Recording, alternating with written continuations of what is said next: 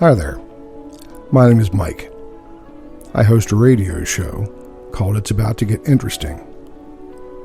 We can call this a companion piece. Interesting People. Episode 2.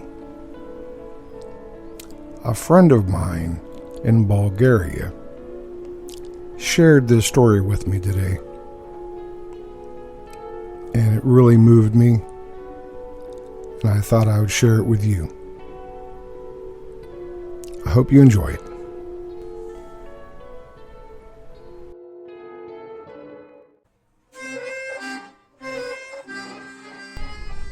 Daichovoto. Victoria turned into the first street before her eyes and was relieved to get away from the crowd that public transport was moving from one place to another. How could I let my car break down today? She was angry as she almost ran in her comfortable formal shoes to the office complex where she worked. She would get there on time, but the experience on the city bus took her back to times and places she preferred to forget. The bright sun had already begun to shine, though it was only 8:30 a.m. The American South is magnificent in air-conditioned offices and chilled verandas, but a living hell if you're outdoors during the day. Victoria moved her shoulders restlessly into the tight formal jacket, trying to find out if she had already sweated. She didn't want to show up at the meeting with spots under her armpits. This certainly wouldn't improve her chances for the new job she'd been chasing for several months. And she wanted this job, and she would have it, as she had achieved everything she had wished for so far, with hard work and with many sacrifices. Victoria wasn't one of those people who was afraid of challenges. The very fact that she was here, in this wonderful town in North Carolina, and not in a small apartment in that faraway place in the center of the Balkan Peninsula, was absolute proof of her tenacity. She smoothed her hair, tucked away in a tight little bun, and stood at the pedestrian traffic light. The light changed color to green, and she, with a confident step, crossed the street and headed past the series of small shops, picturesque restaurants, and welcoming offices filling the main street. Somewhere in front of her flowed the music of an old and slightly rattled accordion. Waltz, she was told by the inner voice, trained in Mrs. Ivanova's music classes. In front of McDonald's sat a shabby homeless man, a cut can of beer at his feet, diligently pitching a long, old Weltmeister accordion. Strange, Victoria thought. There are no homeless people in this town. Where did he come from? Apparently, the unstable economic situation in the country had brought this man here, a wonderful, tidy town, close to 3 universities, filled with young families with children, university professors, and students, some of whom are quite wealthy. There were no homeless people here, and this scruffy and smelly individual certainly didn't fit into this place, which was an emanation of the American dream.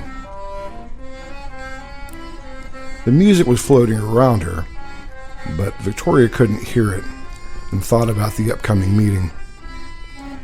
She hoped to perform well at the last interview and receive an offer for the job. After all, they came to her own office for a meeting, and that was a good sign, wasn't it? This new job would have been the last red dot in her impeccable immigrant file. Work for a large government agency, that can open many doors. Proof that she is part of this community, not the one she eagerly shook off at the airport when she arrived in America more than 15 years ago. At that moment, the accordion fell silent briefly. Suddenly, There were sounds behind her neck, making her knees go weak. Daichovoto.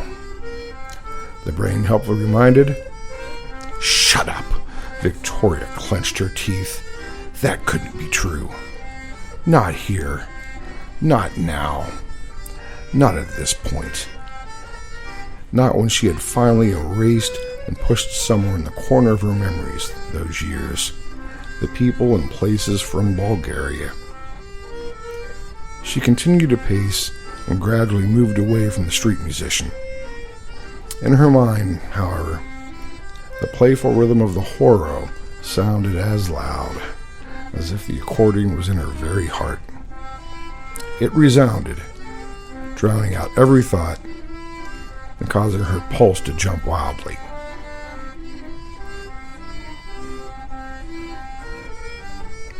In a hurry, Victoria burst into the company's lobby and got into the elevator. The journey to the 6th floor seemed to take forever. At one point, she caught an obsessive gaze from a man standing next to her. He stared at her somewhere at her feet, and Victoria found herself unconsciously tapping with her fine office shoes, whose smooth soles made a quiet but clear sound in the elevator booth. Daichovoto, the brain suggested. She blushed, tucked her legs close to each other, shrugged her shoulders, and turned her back on the man, staring at the glowing numbering of the passing floors. God, I hope the interview goes well, she sighed, entering her luxurious office at the large research company she worked for. But somewhere, behind this unconscious prayer, the last sounds of the rattled accordion rang out. Even before communism became a democracy, Victoria knew that she would live abroad. As a child, she dreamed of rescuing orphans in Africa. This naive and noble childhood dream faded the moment she discovered the English language. From the decoding of the texts of the last hit to the persistent cramming of words and grammar rules, Victoria quickly realized that this language would be her ticket to the other. The turbulent political events, the economic instability, and the lack of good opportunities were just additional droplets in her inner desire to escape from the time and place into which she had been born. To be different, to be among others, to be outside. All patriotic songs, celebrations, and dances failed to erase the feeling that this is not her place, that there is another, better, more orderly, where people express their emotions, support each other, love each other, cope together, not separately.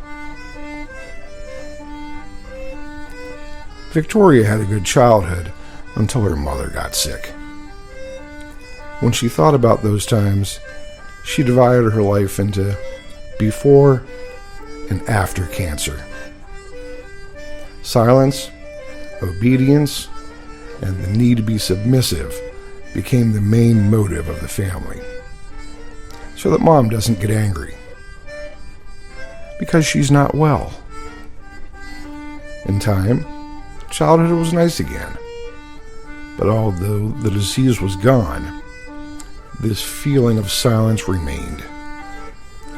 Emotions were expressed briefly, and achievements were met with silence at home, although they were trumpeted in front of neighbors and relatives.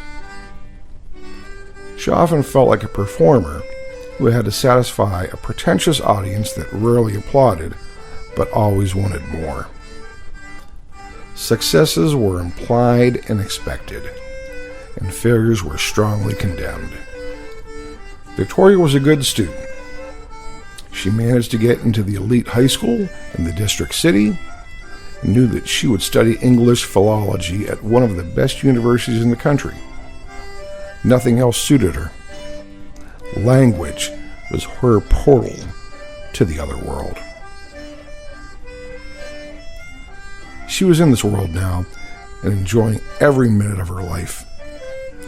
She returned to Bulgaria out of obligation, rarely. She did not feel in her place. People were frowning, at times even rude. The sidewalks, grain cracked. The prospects, distorted and impossible to comprehend. Here in America, things were orderly, clear, and calm. She arrived with her second husband. The former proved too conservative and failed to understand her drive for development and success. The second appeared just in time, as if a gift from fate. So Victoria jumped on that horse without thinking. She grabbed the child from her first marriage and went to the United States. Despite the warning signs that began to blink during the common cohabitation with the American in Bulgaria, which lasted exactly a year and a half, the man quickly realized that he could not do business in our village and chose his new, second-for-him wife and went home. And Victoria tried to adapt as well as possible to the new conditions. Soon her husband, jokingly, told her that she had become more American than him. They settled in North Carolina, and from its relationship with Bulgaria, two things remained. Some Bulgarian products that she bought from online stores, and the mandatory Sunday Skype conversations with the family. Gradually, these conversations became more and more difficult, although she tried and managed to cover it up.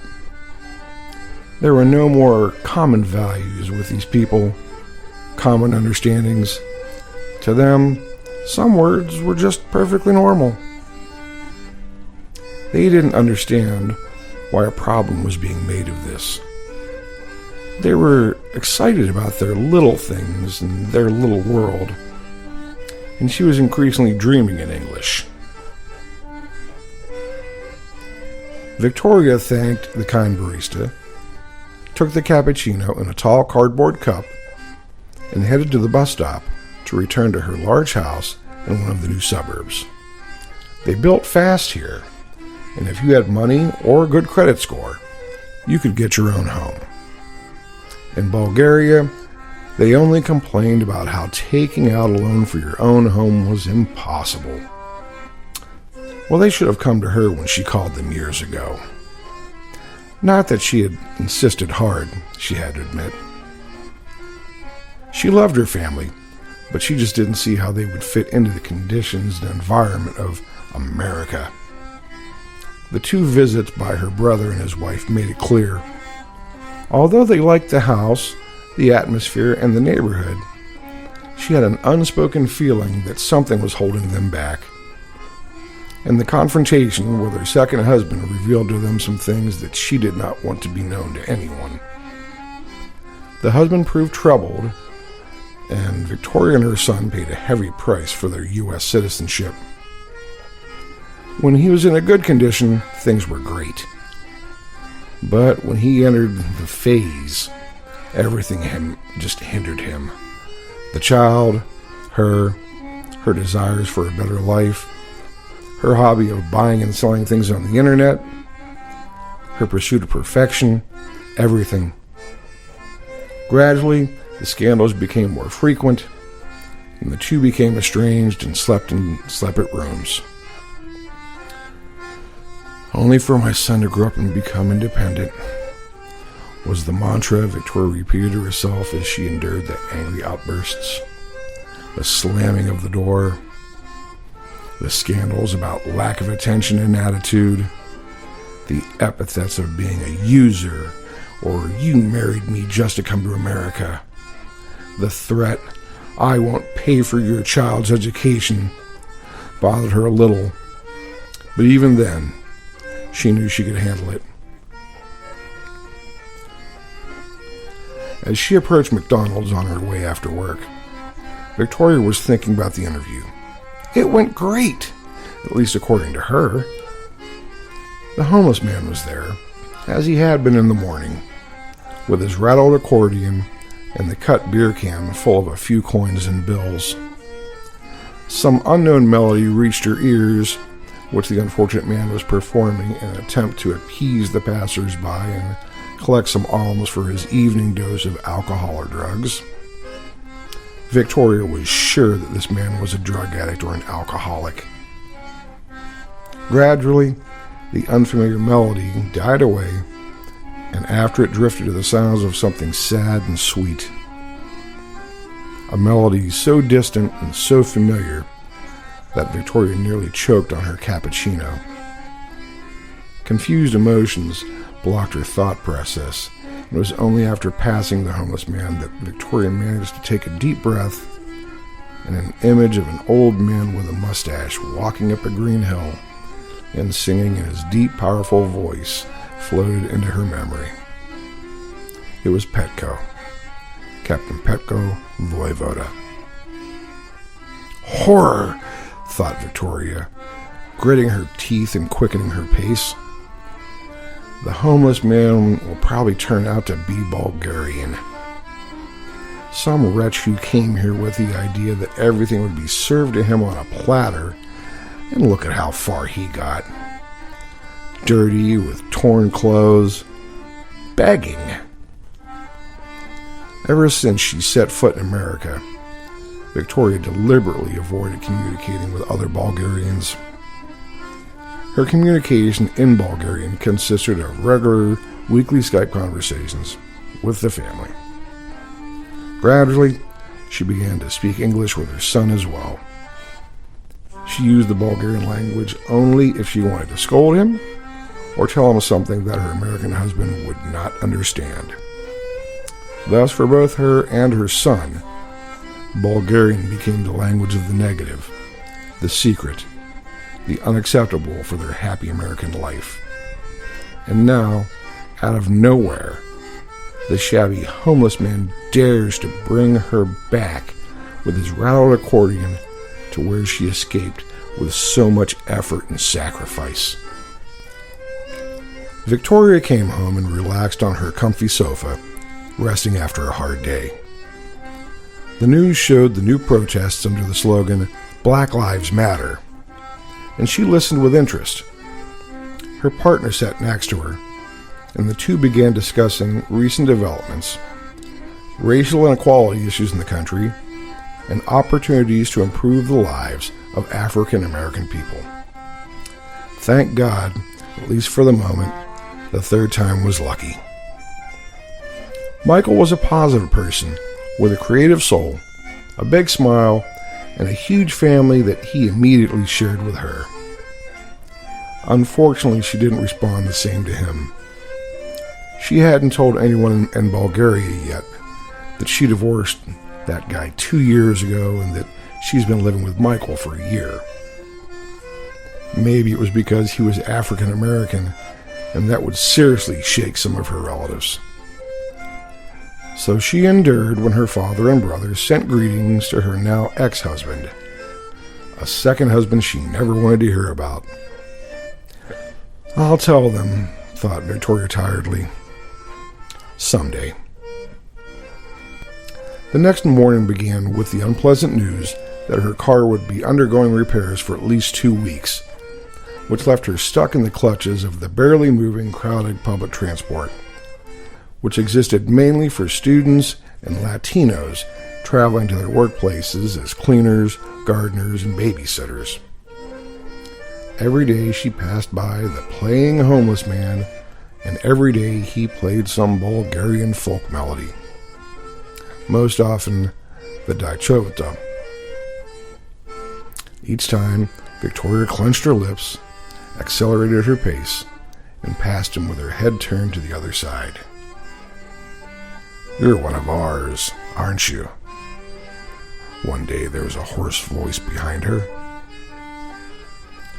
Victoria transfixed herself in place and turned her head towards the homeless man, who had sat in front of a local organic cafe this time, apparently hoping white-collar people would be more benevolent than working people down in McDonald's where they're screaming children. "Excuse me? Are you talking to me?" Victoria whispered, trying to sound distant and cold, to show this knave that he had no right to talk to her. "On the first day, I knew you were one of ours," the homeless man continued, as he rattled the coins in the cropped beer can. "When I played Daichos, your walk changed. Only Our Lady can feel it. These guys are like trees." His rough, dirty hands trembled as he pulled a crumpled cigarette out of the well-hidden pocket and the worn-out t-shirt.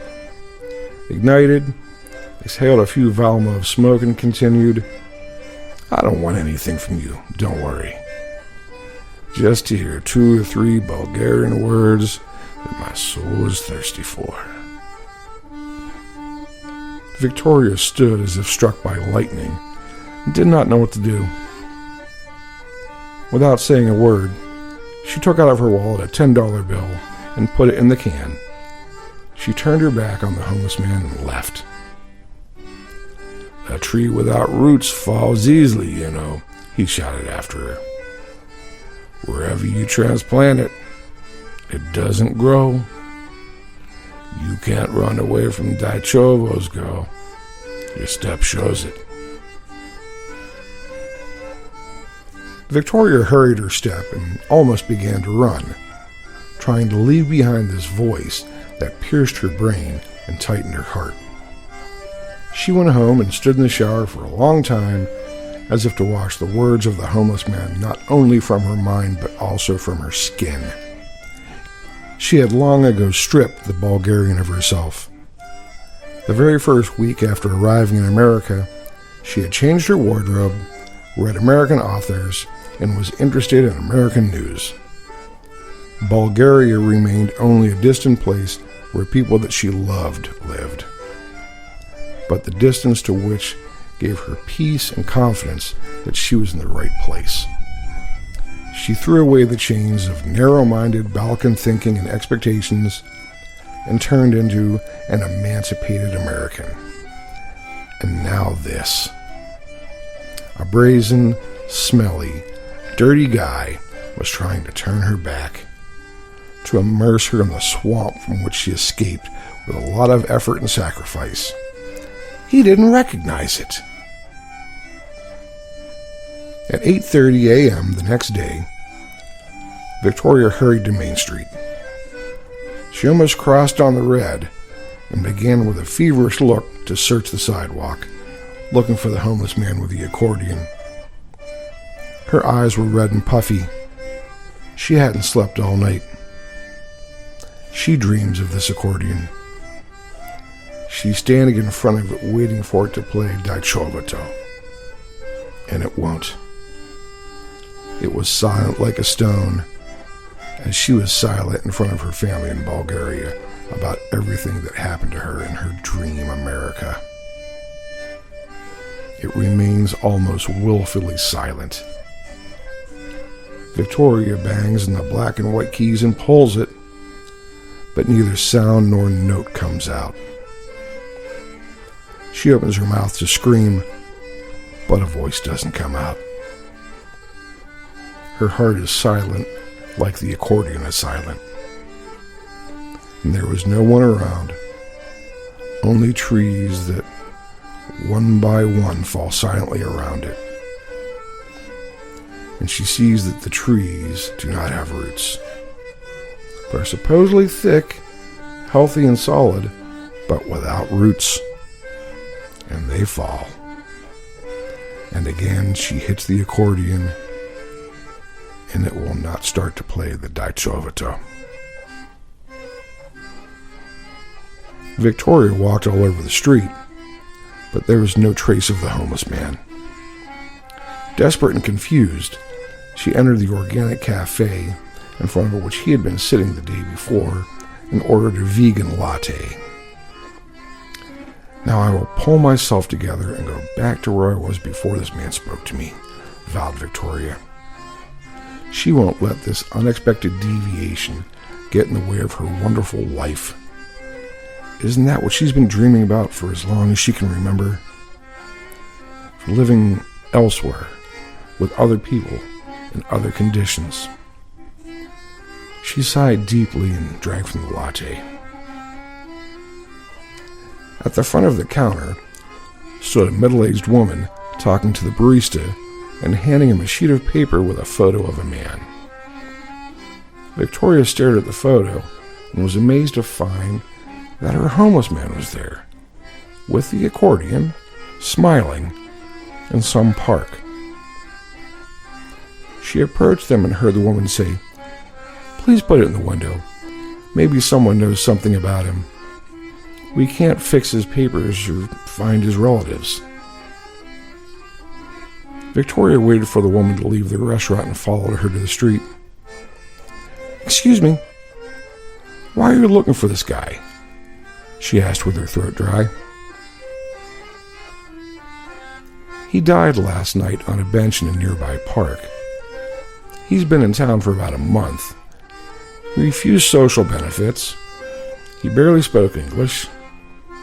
We filmed him just in case anyone was looking for him. And now he's lying in the morgue and we don't know anything about him. There are some things in his pockets, but they are in a language that none of us speak, just some incomprehensible letters. Do you know him?" The woman, apparently a representative of the local social services, replied with hope. Victoria swallowed and hesitated. Her mind screamed to say no, to turn around and return to her wonderful life, the new job she had ahead of her, and her wonderful partner. But in her ears sounded Daichovoto. "He's Bulgarian," she muttered. "Like me." "Wonderful!" The social worker jumped in joy. "Please, come with me to the morgue for just 5 minutes. You don't need to see the body. Just examine his belongings, see if you can find a name, relatives, or anything to help us arrange his funeral." It was quiet and cold in the morgue. The social worker put Victoria in a small room and poured the contents of the homeless man's pockets onto the table in front of her. There wasn't much. A pile of coins was collected in the cut beer can, a few photos, and a piece of paper. The photos were old, those specifically cut edges that they made in the photo studios in Bulgaria. One was of the homeless man, young, in a suit, among other young men like him, sitting on the ground in a field. "Brigade," she guessed. On the second, there he was again, and next to him stood a young and smiling woman with a short white dress with red dots and a large necklace with plastic balls. In front of them stood a little girl with curly hair, staring seriously at the camera. Family. In the third photo, this same family was standing in front of the Statue of Liberty in New York. Immigrants, thought Victoria, just like her. The little girl was already older, maybe 11 or 12 years old, and the homeless man looked tired. The woman next to him had furrowed her eyebrows, as if unhappy with what was happening around her. No one in this picture looked happy. Victoria turned the second picture around, hoping to find an inscription on the back. They were often labeled so that when they were taken out of the family album, it would remind who and when it was photographed. Although faded, the inscription was there. Peter, Elena, and little Victoria. Siracabo Village, June 1990. The handwritten letters in Cyrillic were written with great care, as if by a child who wanted to impress the teacher. Suddenly they blurred, and Victoria unconsciously wiped away the 2 tears that had clouded her eyes. She laid the picture down and opened the tiny piece of paper with shaking hands. On it, in the same equal and beautiful handwriting, was written, Victoria, South Carolina, and a phone number. "Do you understand any of this at all?" the woman asked with hope. "Yes," said Victoria, "I understand. His name is Peter, but his last name is not written. I guess the girl is his daughter, Victoria, just like me." A South Carolina phone number was given on the paper. "Oh, call, please. We need to resolve the funeral issue. If we don't contact his relatives, we can't bury him." Victoria, with trembling hands, dialed the phone number. After a few rings, a subtle voice in brilliant English answered the phone. Victoria assumed it was the daughter, or maybe a granddaughter. It had been many years since this family had set foot in the Promised Land and begun to pursue the American dream. Victoria decided to speak English to be safe.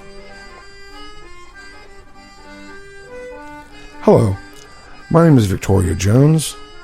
I call from North Carolina at the request of Mrs. Perez, a representative of the social services in our town. I'm looking for Victoria, Peter's daughter." "I'm Victoria, but Peter hasn't been my father in a long time." The voice hit her like a whip and chilled her blood. "What do you want?" "Can we talk in Bulgarian? I'd rather not have the social worker as a part of this conversation." "No!" The woman on the other side of the line was adamant. "Say what you have to say and let's finish. Just so you know, I don't have any money for bail." No. That's not what this is about. In fact, I'm sorry to tell you, but your father, Peter, died last night in our town, and social services are looking for his relatives to arrange the funeral. I am so sorry for your loss." The woman on the phone paused, as if she was thinking about what to say, and suddenly switched to Bulgarian. "How did he die?" "They think it was a heart attack," Victoria cautiously replied, also in Bulgarian. "Where did he live?" continued the relentless interrogation, without a shred of emotion in the voice. "I guess he was homeless. I'd seen him play on Main Street for about a week," Victoria began. "He was wearing the accordion, wasn't he?" She interrupted her unceremoniously. "Yes, maybe you'd like us to send it to you?" "I don't want anything from that guy. Don't send me anything. I don't care how they bury him. I'm not going to deal with that. Don't look for me anymore. He abandoned me and my mother, preferred his accordion and stupid folk songs to us. He said he was like a tree without roots if he didn't play and sing. I don't want to know how he lived or what will happen to him after his death. Goodbye." And the phone went silent. Victoria sat on the small chair in the small room, staring at the small table and the scarce objects on it. Daichovoto sounded in her head, and the social worker was saying something she didn't understand. That other Victoria, the one from South Carolina, had broken the conversation without explanation, without emotion, without the desire to talk. Just like she had severed her relationship with Bulgaria, with no emotion, no explanation, no desire for love.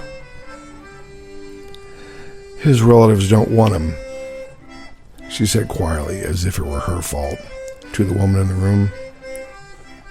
"Was there anything else?" "Just some rubbish. We left it in a bag next to the trash. We didn't know what diseases it might carry, the employer replied, angry that she would have to deal with arranging a free funeral for another immigrant. Victoria unfolded the bag. It contained a round metal jelly bean box. In the box, there was a small piece of paper and a few lumps of earth. On the paper, in the same flat and orderly handwriting, was written, "From Mother's Grave." Inside the box was a small and dirty martinitsa, white and red thread, as if hastily entangled by the clumsy fingers of a small child. And next to that, folded carefully, stood a score, torn away in secret from a collection of musical works. Daichovoto. After a week, Victoria was supposed to start work, the new job she had dreamed of. Instead, she bought a plane ticket to Bulgaria. She put Peter's ashes in her luggage. She personally paid for the cremation. In her handbag, she had carefully arranged the photo of the happy family, the martinitsa, and the box with the earth. As she walked towards the exit for the plane, the battered accordion swayed on her back. The Daichovoto sounded in her head, and her steps repeated the rhythm. She went to bury Peter at his roots and to get her own ones back.